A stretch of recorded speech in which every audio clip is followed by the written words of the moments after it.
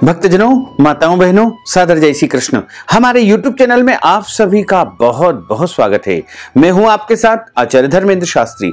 आज हम आपको पितृपक्ष यानी श्राद्ध पक्ष में कनागत में आपको कौन कौन से काम करना चाहिए तथा कौन कौन से कार्य नहीं करना चाहिए, अपने पितरों की तृप्ति के लिए, पितृदोष शांति के लिए आपको किस प्रकार से पितरों का श्राद्ध करना चाहिए, तर्पण करना चाहिए और अपने घर में, परिवार में पितरों को प्रसन्न करने के लिए किस प्रकार से आपको काम करना चाहिए।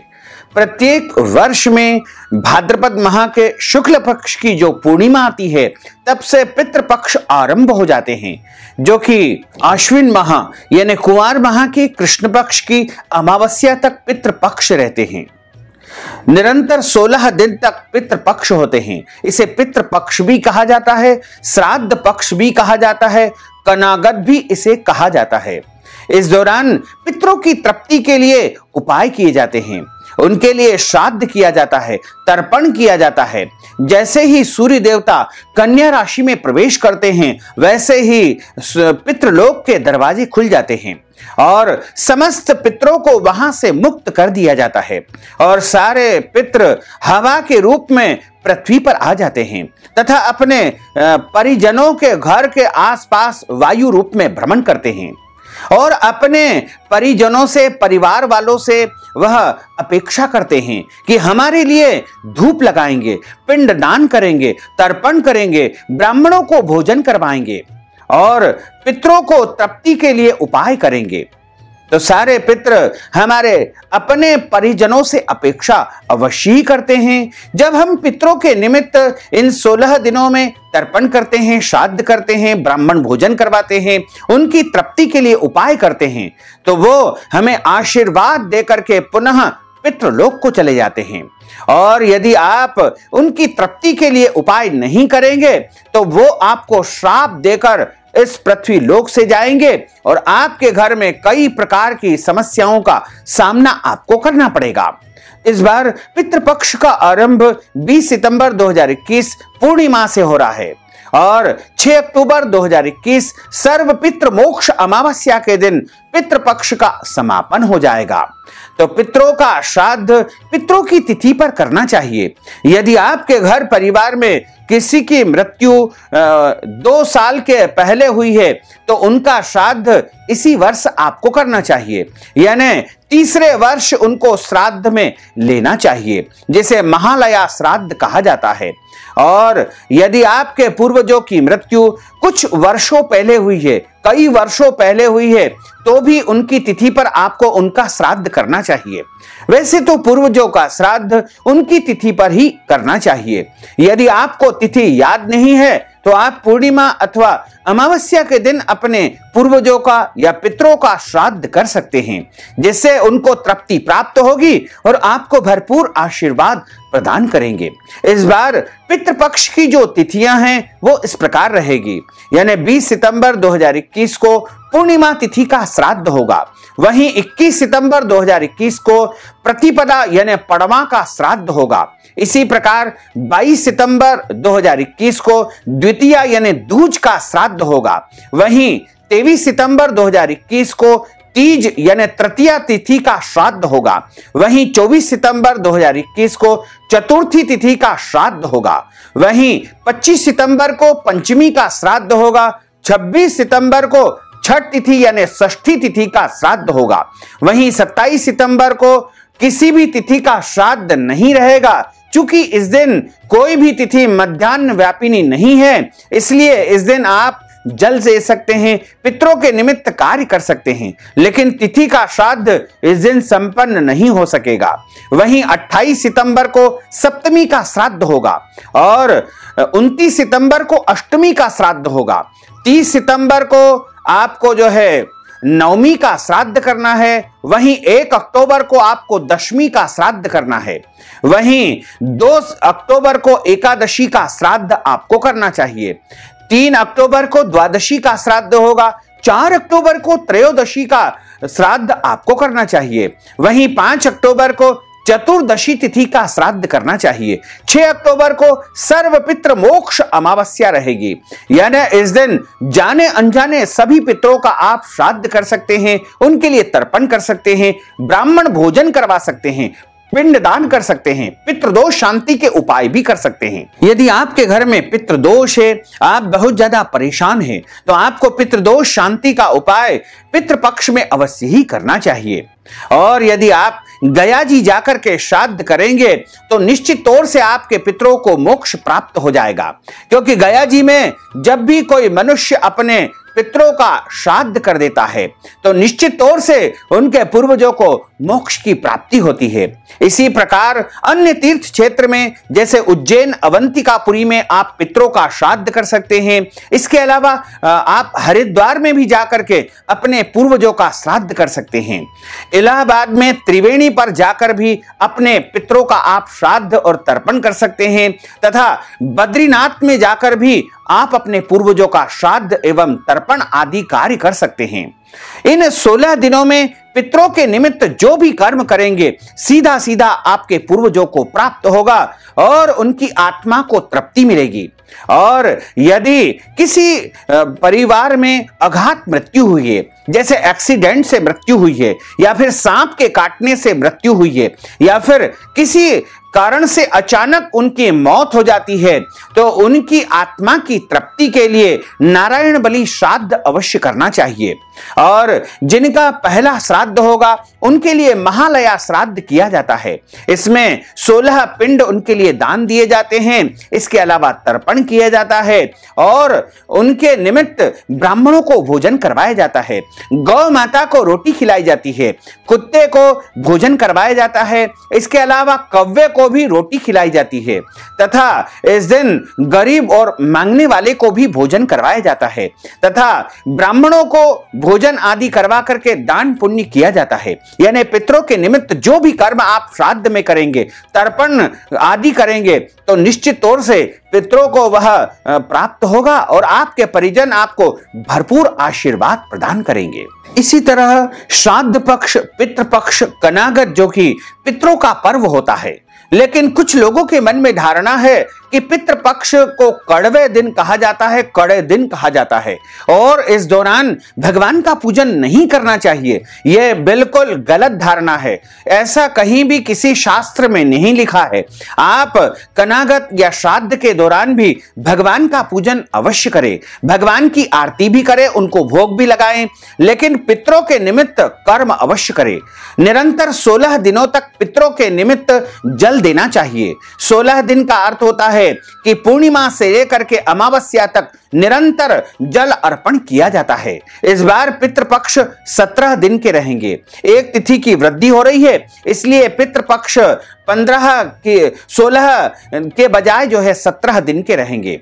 यानी इस बार पितृपक्ष जो है 16 के बजाय 17 दिन के रहेंगे। तो आपको निरंतर 17 दिनों तक पितरों को जलांजलि अर्पित करना चाहिए। पितृपक्ष में प्रत्येक दिन आपको जल्दी उठ करके स्नान आदि कर्म करना चाहिए और उसके बाद में मध्याह्न काल में दोपहर के समय तीर्थ में जाकर या अपने घर पर आप पितरों को जलांजलि अर्पित अवश्य करें, जिससे आपके पितरों को तृप्ति अवश्य ही प्राप्त होगी। इसके अलावा एक रोटी आपको तैयार करना है जो बिना नमक की रोटी होगी, उसमें गुड़ और घी मिला करके अपने घर में जो जल रखने का स्थान होता है वहां पर गोबर से लीप करके या पोछा लगा करके एक मिट्टी के पात्र या हवन कुंड में अग्नि जला करके आपको बिना नमक की रोटी और गुड़ घी मिला करके पितरों के निमित्त 5 आहुति प्रदान करना चाहिए तथा उसके आसपास जल घुमाना चाहिए। ऐसा करेंगे तो निश्चय ही उस से जो धुआं निकलेगा उसको पितृ लोग ग्रहण करेंगे और पितरों को तृप्ति प्राप्त होगी और आपके पूर्वज आपको आशीर्वाद प्रदान करेंगे। पितृपक्ष जो कि 20 सितंबर 2021 से आरंभ हो रहे हैं और एक पक्ष तक चलने वाले श्राद्ध में पितरों का तर्पण तथा पिंडदान विधि विधान से किए जाते हैं। श्राद्ध पक्ष का समापन सर्व पितृ मोक्ष अमावस्या यानी 6 अक्टूबर 2021 को होगा। श्राद्ध का अर्थ होता है श्रद्धा पूर्वक अपने पितरों को प्रसन्न करने की विधि को ही श्राद्ध कहा जाता है और सनातन मान्यता के अनुसार जो परिजन अपना देह त्याग करके परलोक में चले गए हैं और वह अपने शरीर को छोड़ चुके हैं, उनकी मृत्यु हो चुकी है, ऐसे पूर्वजों की तृप्ति के लिए, उनकी आत्मा की शांति के लिए सच्ची श्रद्धा के साथ जो तर्पण किया जाता है उसे ही श्राद्ध कहा जाता है। मृत्यु के देवता यमराज श्राद्ध पक्ष में समस्त जीवों को मुक्त कर देते हैं ताकि वे स्वजनों के यहां जाकर के तर्पण और पिंडदान को ग्रहण कर सके। मृतक परिजनों को पितर कहा जाता है। पितृ पक्ष में मृत्यु लोक से पितर पृथ्वी लोक पर आते हैं और अपने परिवार के लोगों को आशीर्वाद प्रदान करते हैं। पितृ पक्ष में पितरों की आत्मा की शांति के लिए तर्पण किया जाता है। पितरों को प्रसन्न करने से घर में सुख शांति और समृद्धि का आगमन होता है। परंतु श्राद्ध करते समय कुछ विशेष बातों का ध्यान रखना बहुत आवश्यक होता है।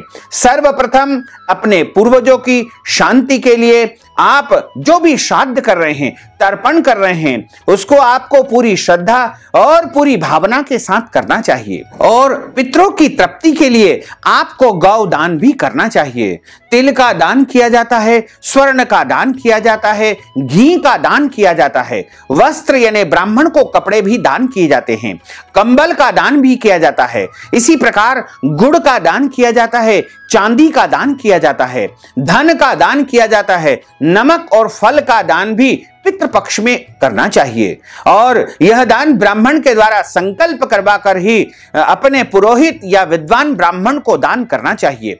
दान हमेशा सुपात्र को करना चाहिए, कभी भी कुपात्र को दान नहीं करना चाहिए। सुपात्र का अर्थ होता है योग्य और विद्वान ब्राह्मण को ही दान करना चाहिए, उसको सुपात्र का दान कहा जाता है। श्राद्ध पक्ष में दान आप अपने पूर्वजों की तिथि के अनुसार कर सकते हैं। यदि तिथि नहीं याद है तो पितृपक्ष में कभी भी कर सकते हैं। पूर्णिमा अथवा अमावस्या को भी आप अपने पूर्वजों के निमित्त दान पुण्य करके उनका आशीर्वाद प्राप्त कर सकते हैं। तथा आप अपने पितरों से क्षमा याचना अवश्य करें।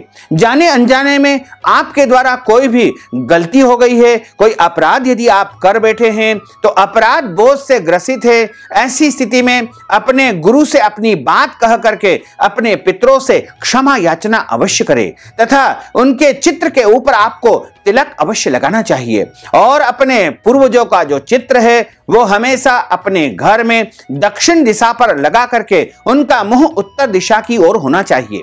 यानी आपका मुंह दक्षिण की ओर होगा और पितरों का मुंह उत्तर दिशा की ओर होगा।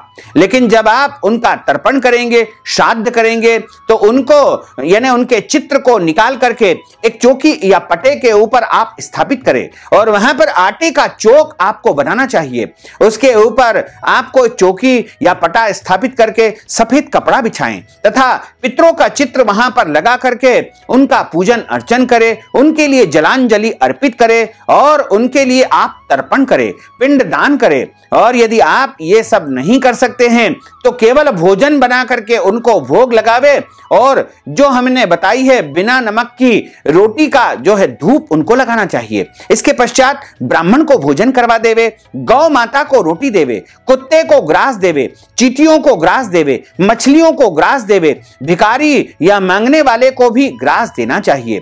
इसी प्रकार से पितृपक्ष में अपने पितरों की तिथि के निमित्त या किसी भी दिन यदि आप पितरों के निमित्त कर्म करेंगे तो निश्चय ही पितरों का भरपूर आशीर्वाद प्राप्त होगा। और पितरों को जो है संध्या के समय तिल के तेल का दीपक अवश्य लगाना चाहिए, इससे पितृदोष समाप्त होंगे। और परिवार के सहित अपने पूर्वजों की तिथि पर अन्न दान करना चाहिए, भोजन वितरण करना चाहिए, दवाई या फल का भी आप वितरण अपने पूर्वजों की तिथि पर कर सकते हैं। इसके अलावा पूर्वजों की तिथि पर आप पेड़ पौधों का रोपण भी कर सकते हैं, यानी अपने पूर्वजों की याद में एक वृक्ष आपको अवश्य लगाना चाहिए जिससे पूर्वजों का भरपूर आशीर्वाद आपको मिल सकेगा। अपने पूर्वजों को चंदन की या पुष्प की माला अर्पित करें, सफेद चंदन उनको लगाना चाहिए और खीर अवश्य बनाना चाहिए। पितरों को खीर सबसे अधिक प्रिय होती है और इस खीर में चावल का उपयोग किया जाता है। चावल और दूध से पितरों के लिए खीर बनाई जाती है। पितरों का सबसे प्रिय भोग खीर होता है। इसके अलावा काशी फल यानी कद्दू की सब्जी भी पितरों को अत्यधिक प्रिय होती है। और इसके अलावा अन्य शुद्ध और सात्विक भोजन उनके लिए तैयार करना चाहिए। केसर, शक्कर, शहद जो है मिला करके आपको अच्छी प्रकार से खीर बनाना चाहिए और गाय के गोबर के उपले से अग्नि तैयार करके पितरों के निमित्त आपको आहुति प्रदान करना चाहिए। इसके बाद आपको जो है पितरों के निमित्त सभी कर्म करना चाहिए और जाने अनजाने पितरों के निमित्त आपको सर्व पितृ मोक्ष अमावस्या के दिन श्राद्ध तथा तर्पण आदि कर्म करना चाहिए। पितृपक्ष में कुछ काम ऐसे हैं जो आपको बिल्कुल नहीं करना चाहिए, अन्यथा आपके पितरों को कष्ट होगा और वो आपको आशीर्वाद के स्थान पर श्राप भी दे सकते हैं। इसलिए इन बातों से आपको बच करके रहना चाहिए। यदि आप साफ सफाई का कार्य करते हैं तो पितृपक्ष के दौरान आपको झाड़ू से जाले नहीं तोड़ना चाहिए, क्योंकि वायु रूप में हमारे पितृ रहते हैं, न जाने कहां पर किस स्थान पर वो बैठ जाएं। इसके अलावा जीव जंतुओं की हत्या पितृपक्ष में बिल्कुल नहीं करना चाहिए, न जाने किस रूप में हमारे यहां पितृ का आगमन हो जाए। इसी प्रकार आपको जो है पितृपक्ष में मांसाहारी भोजन का बिल्कुल भी उपयोग नहीं करना चाहिए। श्राद्ध कर्म जो मनुष्य करता है उसको जो है लहसुन प्याज का भी उपयोग नहीं करना चाहिए। इसके अलावा अंडे एवं मछली का भी उपयोग नहीं करना चाहिए। शुद्ध और सात्विक भोजन ही उन्हें ग्रहण करना चाहिए। श्राद्ध करने वाले व्यक्ति को नाखून नहीं कटवाना चाहिए। इसके अलावा दाढ़ी कटिंग भी नहीं करवाना चाहिए। वैसे कई तीर्थों में जब श्राद्ध करने जाते हैं तो वहां पर मुंडन करवाना होता है, तो मुंडन तो करवा सकते हैं, लेकिन सामान्य तौर पर जो हम दाढ़ी कटिंग करवाते हैं या नाखून कटवाते हैं वो हमें नहीं करना चाहिए। इसके अलावा पितृपक्ष में तंबाकू नहीं खाना चाहिए, धूम्रपान नहीं करना चाहिए, बीड़ी सिगरेट भी नहीं उनको पीना चाहिए। शराब का सेवन भी पितृपक्ष में बिल्कुल नहीं करना चाहिए। इसके अलावा अन्य किसी भी प्रकार का पाप कर्म या गलत कर्म बिल्कुल भी नहीं करना चाहिए, अन्यथा पितृदेवता जो है हमारे कुपित हो जाएंगे और हमको वो श्राप भी दे सकते हैं। इसके अलावा पितृपक्ष में यदि आपके घर पर कोई भी याचक भिखारी या मांगने वाला आता है तो उसे खाली हाथ नहीं लौटाना चाहिए, अन्यथा वह न जाने किस रूप में पितृ देवता हमारे घर आ जाए और हमसे नाराज होकर हमारे घर से चले जाएं। कुछ लोग पितृपक्ष के दौरान चप्पल जूते धारण नहीं करते हैं, तो यदि संभव हो तो आप भी चमड़े के चप्पल या जूते पितृपक्ष में न पहने। इसके अलावा पितृपक्ष के दौरान आपको किसी भी प्राणी का दिल नहीं दुखाना चाहिए, कोई भी पशु जीव जंतु का अनादर नहीं करना चाहिए, बल्कि आपके घर आने वाले प्रत्येक प्राणी को भोजन देना चाहिए, उसका सत्कार करना चाहिए। पितृपक्ष में आपको ब्रह्मचर्य व्रत का पालन करना चाहिए। पितृपक्ष में आपको जो है दालों का सेवन नहीं करना चाहिए और पितृपक्ष में काला नमक सेवन नहीं किया जाता है। इसके अलावा लौकी का सेवन भी नहीं किया जाता है तथा पितृपक्ष में सरसों का साग भी नहीं खाया जाता है। पितृपक्ष में मसूर की दाल का उपयोग नहीं करना चाहिए। पितृपक्ष में जो भोजन आप तैयार करते हैं उसको आपको लोहे के बर्तन में नहीं बनाना चाहिए। इसके अलावा एल्यूमिनियम के बर्तन में भी आपको पितरों के निमित्त भोजन तैयार नहीं किया जाता है।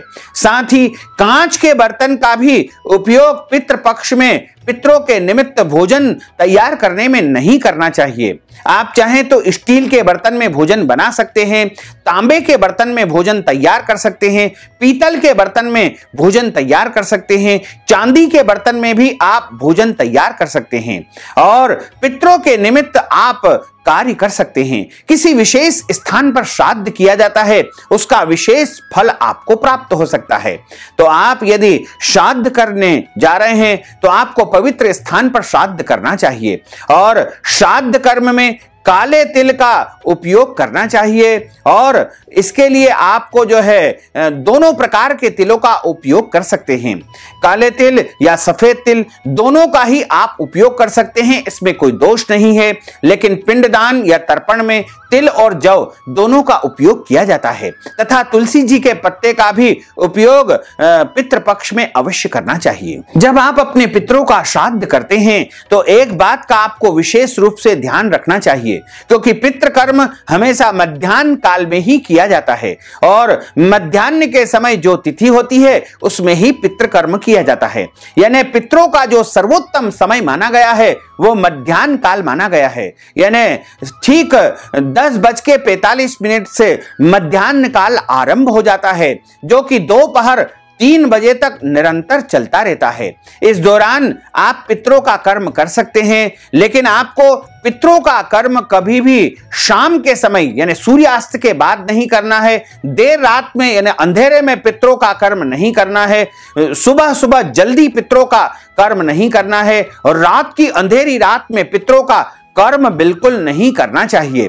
पितरों का कर्म जब सूर्य देवता अपनी पूरी रोशनी पृथ्वी पर बिखेरते हैं ऐसे शुभ समय में करना चाहिए। पितृपक्ष में गौ माता, ब्राह्मण, कुत्तों, चींटियों, बिल्लियों और अन्य जो है पूजनीय पुरुषों को भोजन करवाना चाहिए।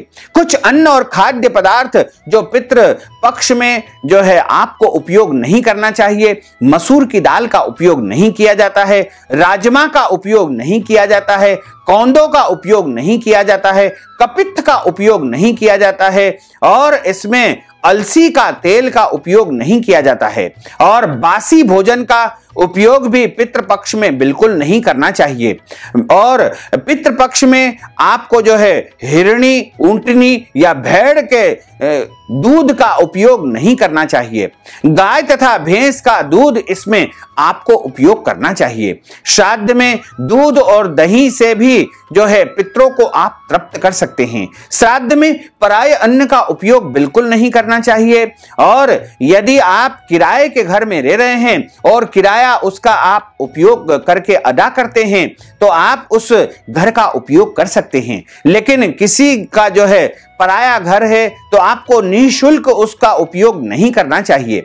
और देव स्थान का, सार्वजनिक स्थान का पितृकर्म में आप उपयोग कर सकते हैं, लेकिन आप जो भी स्थान का चयन करें वह स्थान शुद्ध और पवित्र होना चाहिए। श्राद्ध हमेशा श्रद्धा से किया जाता है, उसी का नाम श्राद्ध होता है। तो आप पूरी श्रद्धा और निष्ठा के साथ में यदि पितरों को प्रसन्न करने के उपाय करेंगे तो निश्चित तौर से पितरों का भरपूर आशीर्वाद आपको प्राप्त होगा। पितृपक्ष में आपको ध्यान रखना चाहिए कि क्रोध नहीं करना चाहिए, वाद विवाद नहीं करना चाहिए, लड़ाई झगड़ा नहीं करना चाहिए, घर के बड़े बुजुर्ग माता पिता का अनादर या अपमान बिल्कुल नहीं करना चाहिए तथा पितृपक्ष में माताओं बहनों का भी अनादर नहीं करना चाहिए। पितृपक्ष में आपको कोई भी गलत या अनैतिक कार्य बिल्कुल नहीं करना चाहिए। पितृपक्ष में हमेशा आपको दान पुण्य शुद्ध सात्विक कर्म ही करना चाहिए। तो भक्तजनों, माताओं बहनों, अगर आप श्राद्ध पक्ष में पिंडदान करवाना चाहते हैं और अपने पितरों के निमित्त कोई भी कार्य करवाना चाहते हैं, पितृदोष शांति करवाना चाहते हैं या फिर पितृपक्ष में आप ब्राह्मण भोजन करवाना चाहते हैं या अन्य कोई भी कार्य पितृपक्ष के निमित्त यदि आप करवाना चाहते हैं तो आप अपने पूर्वजों का नाम तथा गोत्र व्हाट्सएप के माध्यम से हमें भेज करके नगद राशि हमारे पेटीएम के माध्यम से, गूगल पे के माध्यम से, फोन पे के माध्यम से, अकाउंट नंबर के माध्यम से भेज करके पितृपक्ष, श्राद्ध पक्ष, कनागत का संपूर्ण पुण्य फल प्राप्त कर सकते हैं। साथ ही आपसे अनुरोध है कि हमारे इस ज्ञानवर्धक वीडियो को अधिक से अधिक लोगों को शेयर करिएगा, लाइक करिएगा, कमेंट करिएगा और यदि अभी तक आपने सब्सक्राइब नहीं किया तो अभी और इसी समय सब्सक्राइब अवश्य कर लीजिए। आपको और आपके पूरे परिवार को सादर जय श्री कृष्ण, सादर धन्यवाद।